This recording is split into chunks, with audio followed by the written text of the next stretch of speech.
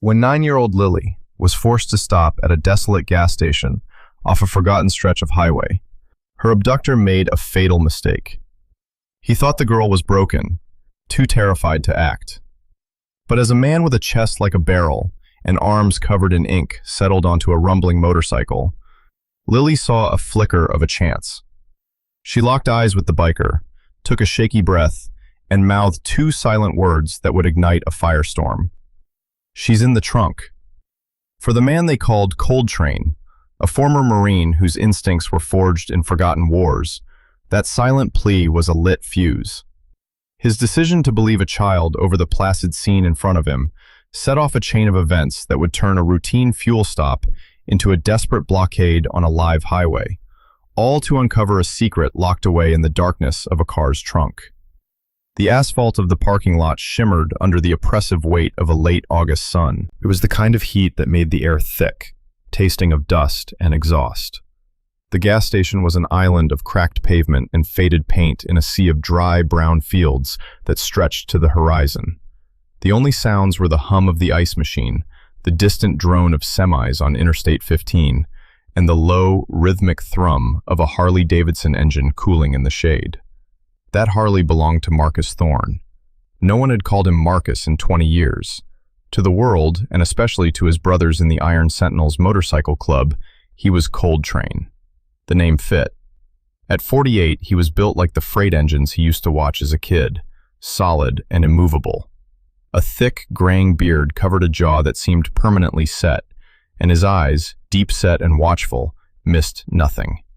He had earned those eyes in places most people only saw in movies, deserts where the sand and the enemy were the same color. Force Recon had taught him to see the texture of the world, to spot the single thread that was out of place. He was leaning against a sun-faded soda machine, taking a long swallow of water. His kuta, the leather vest bearing the Iron Sentinels patch, was heavy on his shoulders. They were on their way back from a run to Reno, a charity ride for a fallen brother's family. The rest of his club was a few miles up the road, waiting for him. He just needed a minute, a bit of quiet before rejoining the thunder of 20 bikes. That's when he saw them.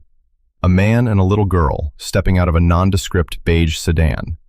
The car was unremarkable, the kind of vehicle that disappeared into traffic. But something about it felt wrong. It was too clean on the outside, yet the inside, visible through the windshield, was a mess of fast food wrappers and discarded clothes. The man was average in every way.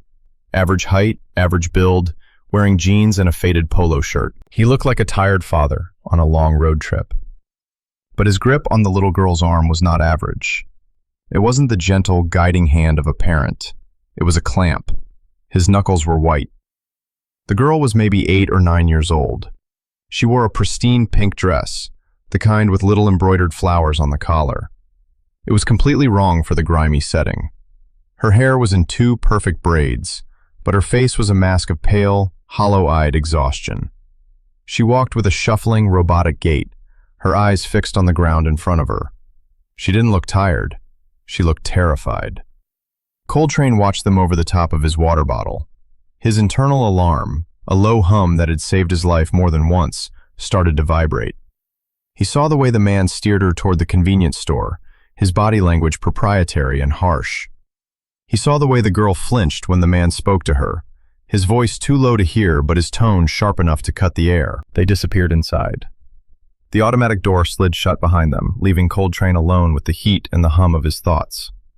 He'd seen families at rest stops his whole life. He'd seen tired parents and grumpy kids.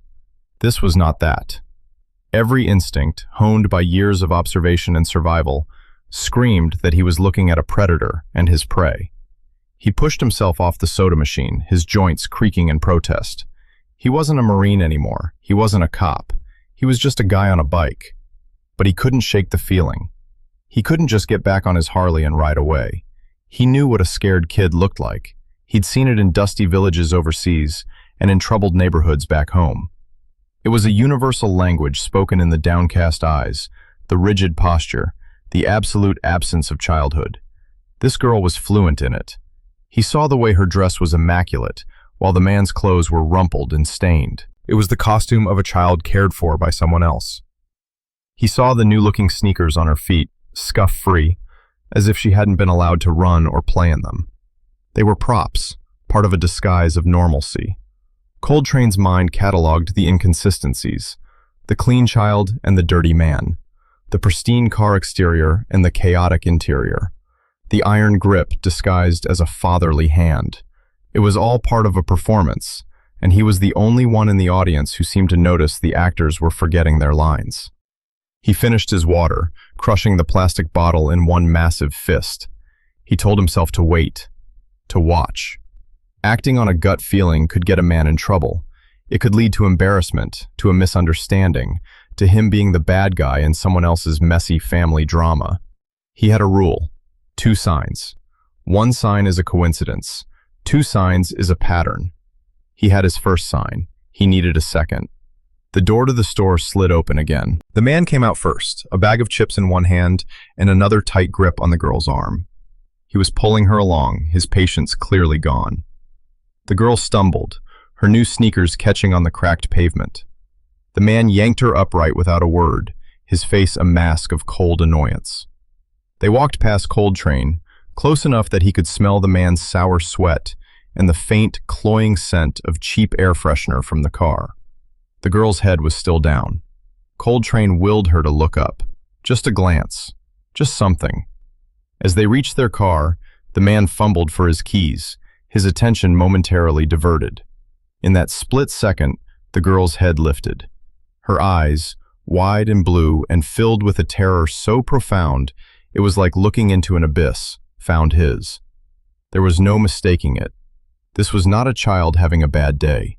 This was a prisoner sending a desperate signal. Her small lips formed 2 words, a silent, frantic plea across the 20 feet of shimmering asphalt that separated them.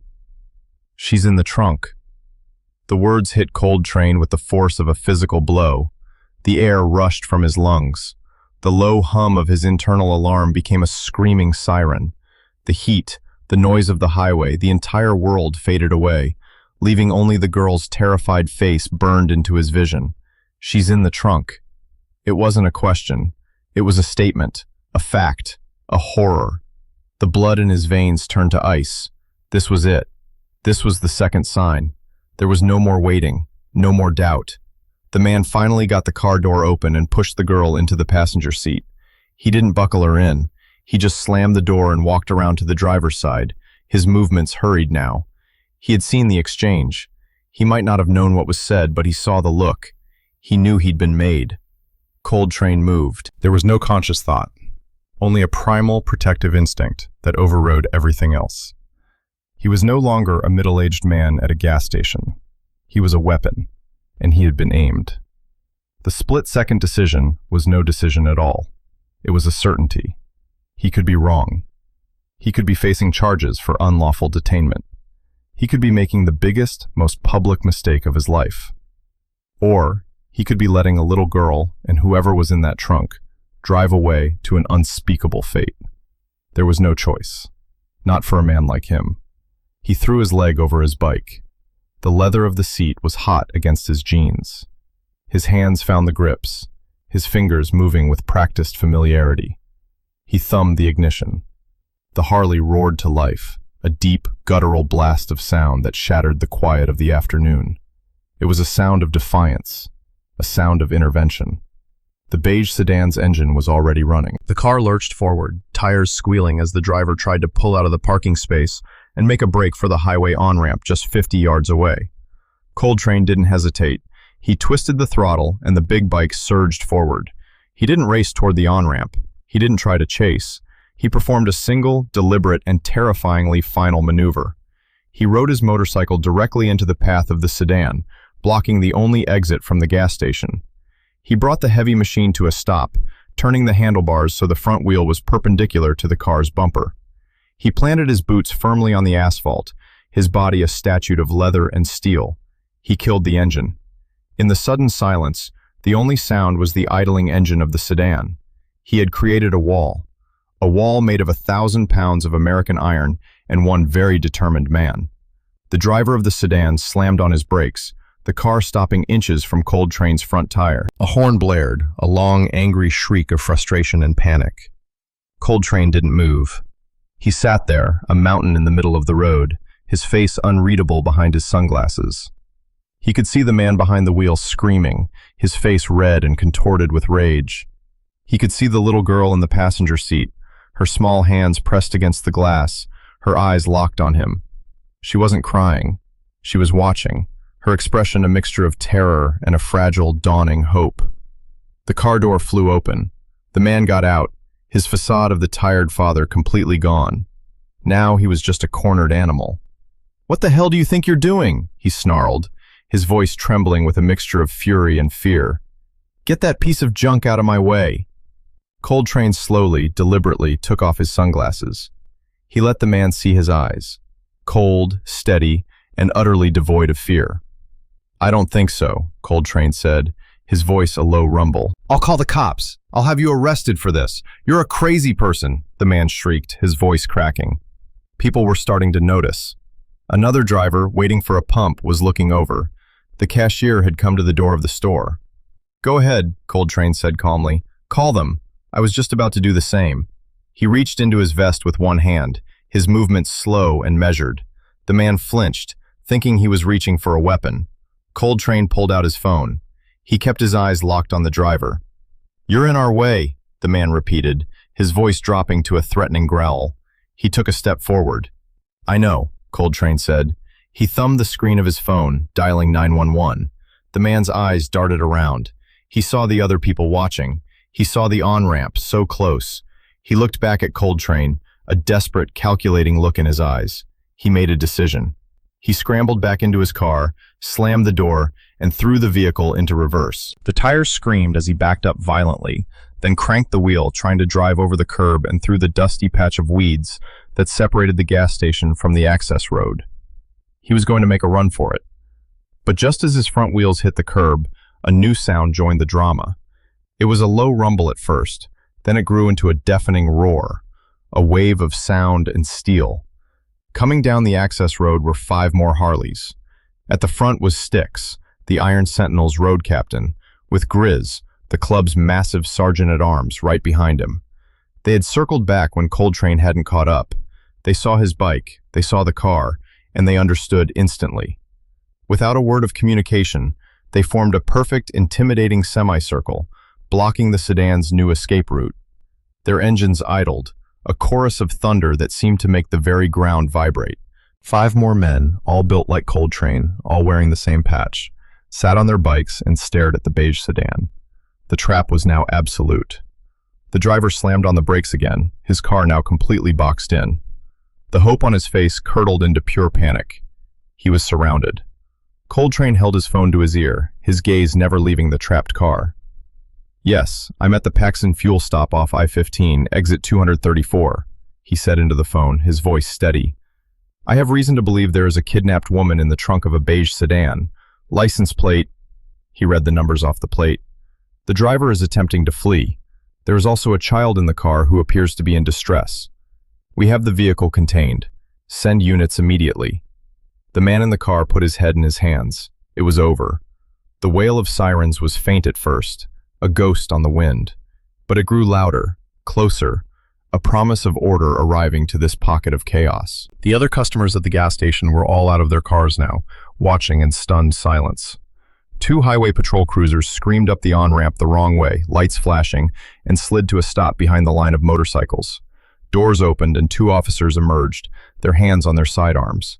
They took in the scene, the trapped sedan, the wall of bikers, and Coltrane, still sitting on his bike, phone in hand. One of the officers, a tall, lean man with a calm demeanor, approached Coltrane. "What's going on here?" "He's got a woman in the trunk," Coltrane said simply, gesturing with his chin toward the sedan. "The little girl in the passenger seat told me." The officer's eyes flickered to the girl, who was now pressed against the window, watching them. He nodded, his expression turning grim.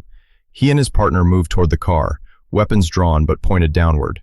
"Sir, step out of the vehicle with your hands in the air," the officer commanded. The man, whose name they would later learn was Henderson, complied. The fight had drained out of him, replaced by a sullen, defeated emptiness. He was cuffed and placed in the back of one of the patrol cars without a struggle. While one officer dealt with Henderson, the other approached the passenger side. He spoke gently to Lily through the closed window before opening the door. He knelt down. "Are you okay, sweetie? Is your name Lily?" The girl gave a small, jerky nod. Her eyes were still fixed on Coltrane. "Lily, is there someone in the trunk?" the officer asked softly. She nodded again, more firmly this time. "My mom," she whispered, her voice raspy. The officer gave his partner a look. He walked to the back of the sedan. "Can you pop the trunk?" he called to the other officer. A moment later, they found the release inside the car. There was a soft click, and the trunk lid lifted a few inches. Coltrane finally swung his leg off his bike. He stood beside it, his heart pounding against his ribs. This was the moment of truth, the moment his gut feeling would either be vindicated or proven a terrible mistake. The officer lifted the trunk lid all the way. Inside, curled in the cramped dark space, was a woman. She was bound with duct tape and gagged, her eyes wide with terror. She was alive. She was breathing. It was Lily's mom. A collective gasp went through the small crowd of onlookers. The officers moved quickly, cutting her free, helping her out of the trunk. She was weak and disoriented, blinking against the sudden, harsh sunlight. "Mom!" Lily's voice, small but clear, cut through the air. She scrambled out of the car and ran, not toward the officers, but straight past them. The woman, whose name was Sarah, saw her daughter. Her face, etched with fear and exhaustion, crumpled into a mask of overwhelming relief. "Lily," she sobbed, sinking to her knees. They met in the middle of the cracked pavement, a tangle of arms and tears. Sarah held her daughter as if she were the only anchor in the world, burying her face in Lily's hair, her body shaking with sobs of relief. Lily clung to her, her own small shoulders shaking. The raw, desperate sound of their reunion silenced everything else. Paramedics, who had arrived with the police, moved in to check on them, wrapping them both in blankets despite the heat. They led them to the ambulance to be checked over more thoroughly. The scene was now one of controlled, official activity. Police were taking statements, securing the scene, and preparing to tow the sedan. The other bikers, their job done, quietly started their engines and, with a nod from Styx, rumbled away, leaving Coltrane to face the aftermath. The tall officer approached him again. He took off his sunglasses and extended a hand. "My name is Sergeant Miller," he said. "I don't know who you are, but you did one hell of a thing here today." Coltrane took the offered hand. His own was steady. "Coltrane," he said, "just a guy getting gas." "Well, Coltrane," Miller said with a small, weary smile, "that man, Henderson, has a warrant out for a parole violation. We've been looking for him. Sarah and Lily were reported missing from a park in Sacramento yesterday morning. He took them from their own neighborhood. You didn't just stop a kidnapping, you saved their lives. He wouldn't have let them go." The words settled on Coltrane, heavy and real. He had been right. The thought was not triumphant, but deeply sobering. He looked over at the ambulance where he could see Lily and her mother huddled together. "That little girl," Miller continued, shaking his head in admiration, "she's the real hero. To have the presence of mind to do what she did, unbelievable." Coltrane just nodded. He felt awkward, out of place. The crisis was over. The adrenaline was fading, leaving a hollow ache in its place. He was used to action, not the quiet, emotional fallout that came after. He was about to get back on his bike and leave, to melt back into the anonymity of the highway, when a small voice called his name. Or the name he'd given. "Coltrane?" He turned. Lily was standing a few feet away, a paramedic's blanket wrapped around her shoulders. Her mother was right behind her, her hand resting protectively on Lily's head. Sarah's face was bruised and tear-streaked, but her eyes were filled with a profound, staggering gratitude. Coltrane felt a lump form in his throat. He was a giant of a man, covered in tattoos that told stories of fights and fallen friends. He was more comfortable in a bar brawl than in a moment like this. He knelt down, trying to make himself smaller, less intimidating. It was an awkward movement for a man his size. "Hey there," he said, his voice softer than he intended. Lily took a hesitant step forward. She looked at the patch on his vest, the roaring sentinel skull of his club's colors. Then she looked into his eyes. "Thank you," she said, her voice barely a whisper. "Thank you for seeing me." For seeing me. The words hit him harder than any punch ever had. He hadn't just stopped a car. He had seen a little girl who felt invisible and terrified. He had acknowledged her reality. He didn't know what to say. "You were brave," he managed to get out. "You were the brave one." He reached up to his vest, to a small secondary patch on the front. It was a simple black patch with his road name stitched in white. With his thumb, he carefully worked the stitches loose from the leather. It was something a sentinel never did. Their patches were sacred. But this felt different. This felt right. He held it out to her in the palm of his huge, calloused hand. "Here," he said, "a reminder that you're a warrior." Lily looked at her mom, who nodded through fresh tears. The girl reached out with a trembling hand and took the patch. She closed her small fingers around it, holding it tight. Sarah, her voice thick with emotion, finally spoke. "I don't have the words," she said, looking at Coltrane. "How do you thank someone for your life? For your child's life?" "No thanks needed, ma'am," he said, standing up. "Just take care of each other." He gave them a final stiff nod, turned his back on the emotion of the moment, and walked to his bike. He swung his leg over, fired up the engine, and without looking back, pulled onto the access road and accelerated toward the highway, the roar of his Harley once again his only companion. But this time, the sound felt different. It was the sound of a promise kept. 5 years is a long time. It's long enough for wounds to scar over, for nightmares to fade, and for a terrified little girl to grow into a confident young woman. The community park was filled with the sounds of laughter, a live band, and the rumble of hundreds of motorcycle engines. Banners hanging between oak trees read, "Second Chance Riders," and below it, the Lily and Sarah Foundation. Coltrane stood by the barbecue pit, turning hot dogs with a pair of tongs. His beard was almost completely white now, but he stood just as tall, just as solid. The Iron Sentinels were all there, their black leather vests a stark contrast to the bright sunny day. They weren't there as an intimidating force. They were there as volunteers, as guardians of a new kind of mission. After the rescue, the story had spread. Coltrane had tried to stay anonymous, but it was impossible.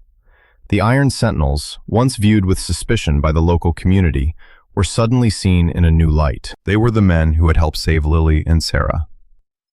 Sarah, using the settlement from the state's Victim Compensation Fund, had started the foundation. Its mission was simple: to provide immediate support to families during the critical first 48 hours after a person goes missing, and to teach awareness and self-protection skills to children. She had learned from her ordeal that the world was full of people who didn't see, people who were too busy, too distracted, too afraid to notice the wrongness right in front of them. Her foundation was dedicated to opening eyes, and the Iron Sentinels had become her biggest supporters. They organized charity rides, provided security for events, and used their network to spread the word about missing children. The roar of their engines had become a sound of hope for many. "They're going to be gone in 5 minutes if you don't step aside, old man." Coltrane turned. A 14-year-old girl with bright blue eyes and 2 long braids stood beside him, a playful smile on her face. She wasn't wearing a pink dress.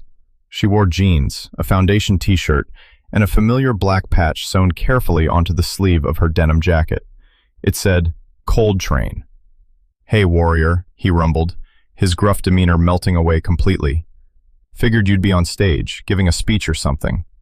Lily grinned. "Did that already. Now I'm on hot dog duty." She picked up a bun and expertly placed a hot dog in it. "You know," she said, her tone turning more serious, "I still have nightmares sometimes. About the car, the dark." Coltrane stopped turning the hot dogs. He looked at her, his expression gentle. "But then," she continued, "I remember the sound of your bike. That sound. It was the loudest, angriest, most beautiful sound I had ever heard. It was the sound of someone coming for me." She looked out at the crowd, at the families and the bikers mingling together. "You did more than just save us, you know. You changed everything. For us, for your club, for this whole community." He didn't know how to respond to that. He had never seen himself as a hero. He was just a man who had been in the right place at the right time, with the right set of skills and the willingness to use them. "You saw me," she said again, the same words she had spoken 5 years ago. But now, they weren't a plea of gratitude. They were a statement of fact, a cornerstone of her new life. "And now, we're teaching other people how to see too." She pointed toward a small tent where a police officer was teaching a group of kids about stranger danger. That's your ripple effect, she said. Coltrane looked from the kids to Lily to his brothers serving food to their neighbors. He thought about that day, about the shimmering heat and the silent plea. A single choice, a single moment of not looking away. He had learned in the Marines that one man could make a difference, but he had never truly understood the depth of that lesson until now. It wasn't about battles or heroics. It was about seeing the person in front of you. He looked down at the vibrant, confident young woman beside him. He saw the little girl she had been and the incredible person she was becoming. The world is full of shadows, but sometimes a single spark of courage is enough to light the way home. And sometimes that spark comes in the form of a quiet man on a loud motorcycle who simply decided to be in the way.